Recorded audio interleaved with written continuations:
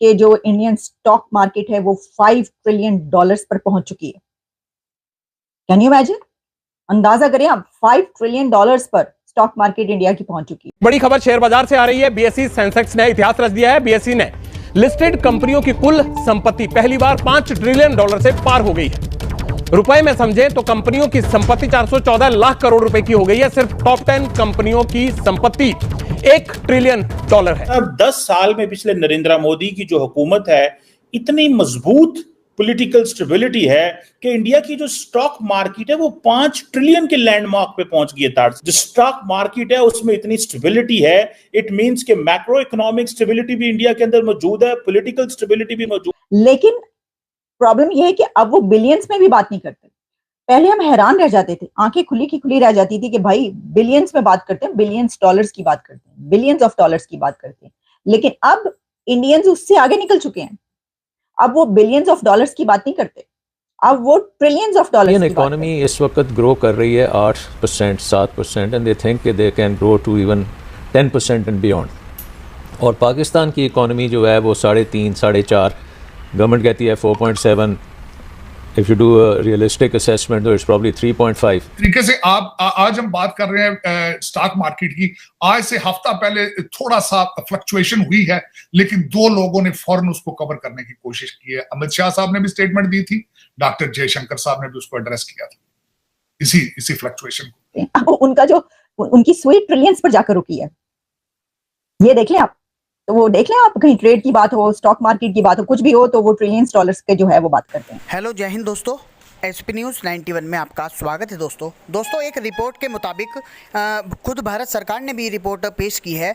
पिछले 6 महीनों में जो शेयर मार्केट है भारत की, जो स्टॉक मार्केट है, उसने इतना ज़्यादा उछाल लिया है कि वो $5 ट्रिलियन को पार कर गई है। यानी कि पिछले 6 महीनों में पूरा $1 ट्रिलियन उसने उछाल लिया है। अगर मैं बात करूं 2014 की, तो 2014 के अंदर जो स्टॉक मार्केट थी, स्टॉक मार्केट का बजट था वो सिर्फ $1 ट्रिलियन था। और अब 24 चल रहा है, यानी कि 10 सालों के अंदर जो शेयर मार्केट में उछाल आया है 4 से 5 ट्रिलियन का उछाल आया है। अब पाकिस्तानी मीडिया जो कि मैं देख रहा था, रिसेंटली अभी वीडियो देख रहा था, तो पाकिस्तानी जो मीडिया है, पाकिस्तानी जो आवाम है, उनका कहना ये है अगर इस बार मोदी सरकार भारत के अंदर आती है तो भारत की कहीं ना कहीं पूरी तरीके से काया पलट जाएगी। और ये बात कहीं ना कहीं हकीकत भी है, क्योंकि आप खुद देखेंगे मोदी सरकार के आते ही सुपर पावर की रेस में खड़ा हुआ मिलेगा भारत। तो दोस्तों मैं आपको बता दूं कि ये पाकिस्तान के लिए बहुत ही कहीं ना कहीं बुरी खबर है, क्योंकि पाकिस्तान कभी नहीं चाहता कि भारत आगे बढ़े।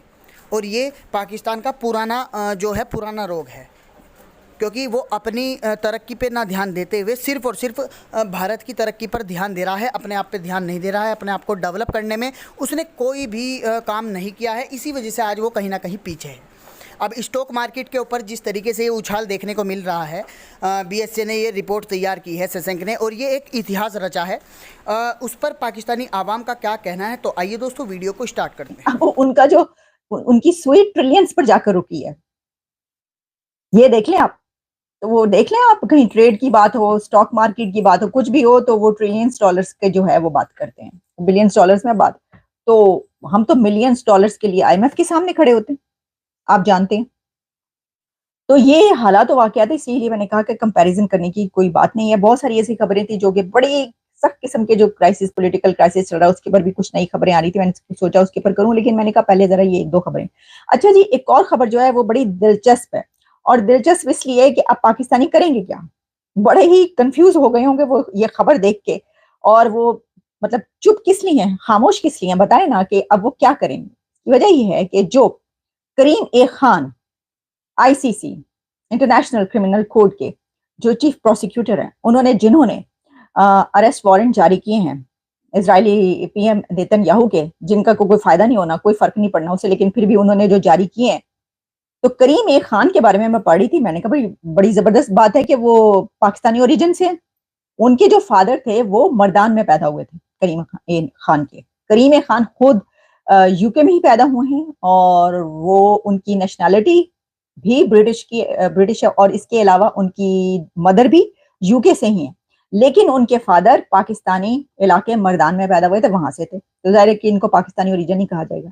लेकिन जो दिलचस्प बात मैं ये कह रही हूँ कि करीम खान, जिनके ये जब उन्होंने वारंट जारी किए, तो आपको पता है कि पाकिस्तान के अंदर तो कैसे यहूद और नसारा चलता है, ठीक है, तो यहूदी के खिलाफ, और वो भी नेता वहां पे तो फलस्तीन के लिए मिलियन मार्च हो रहा है भाई पाकिस्तान के अंदर, इतने बड़े जलसे करवाए हैं पिन ड्रॉप साइलेंस के साथ। आपको पता है मौलाना फजलुर रहमान और सिराजुल हक, ये जमात इस्लामी मौलवियों की जमातें इस तरह के जलसे कराने में तो माहिर है।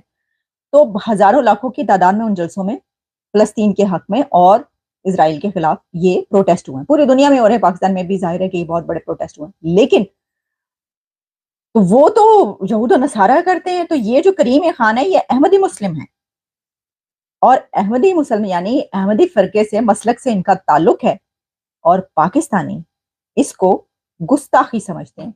और पाकिस्तान में अहमदी मुस्लिम्स के साथ जो होता है उसके तो अब जो केसेस हैं उसके ढेर लग चुके हैं अदालतों में। जो वकला हैं, लॉयर्स हैं, उनका अदालतों के आगे कत्ल होता रहा है सिर्फ इसलिए कि किसी एक अहमदी मुस्लिम का आपने पैरवी क्यों की।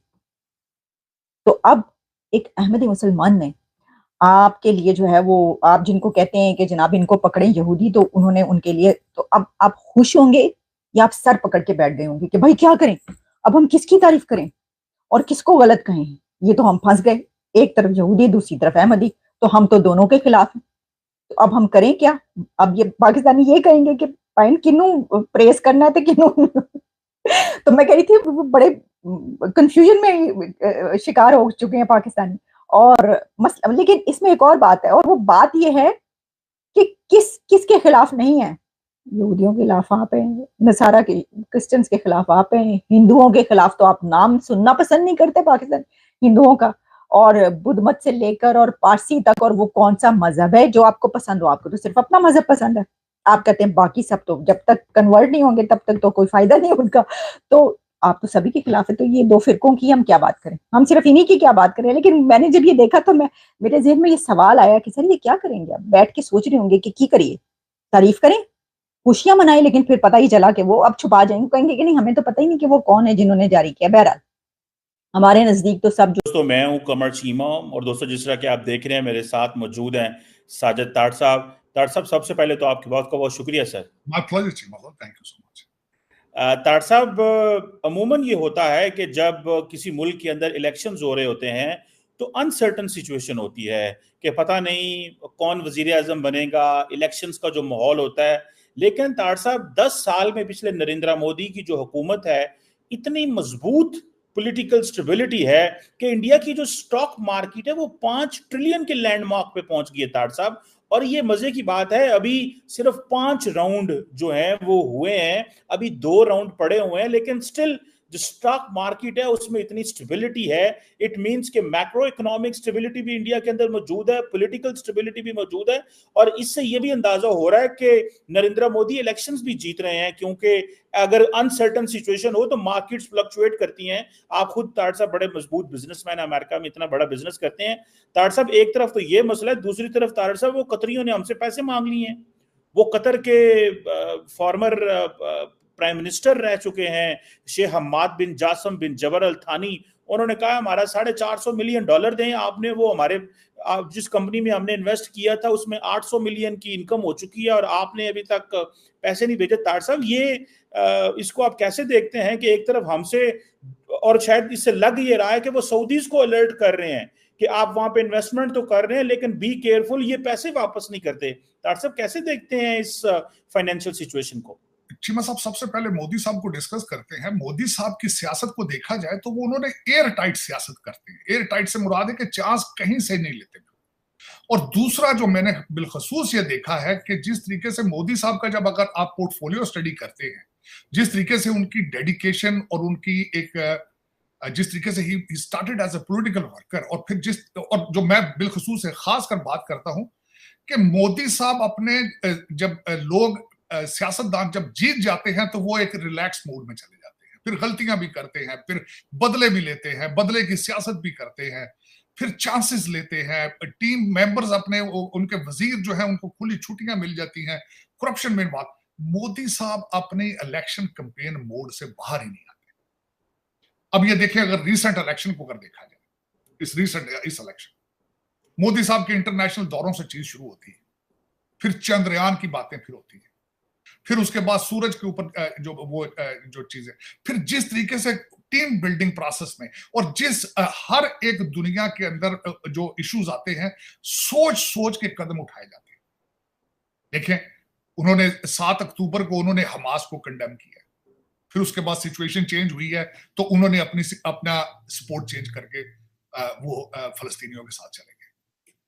किस तरीके से अभी रिसेंट अगर देखा जाए इस इलेक्शन से पहले, बल्कि रशिया से तो आवाजें भी आई है चीमा साहब कि भारतीय इलेक्शन के अंदर अमेरिका जो है वो मेडलिंग कर रहा है, लेकिन बड़ा सेंसिटिव मैटर था, लेकिन किस खूबसूरती से हैंडल किया गया है।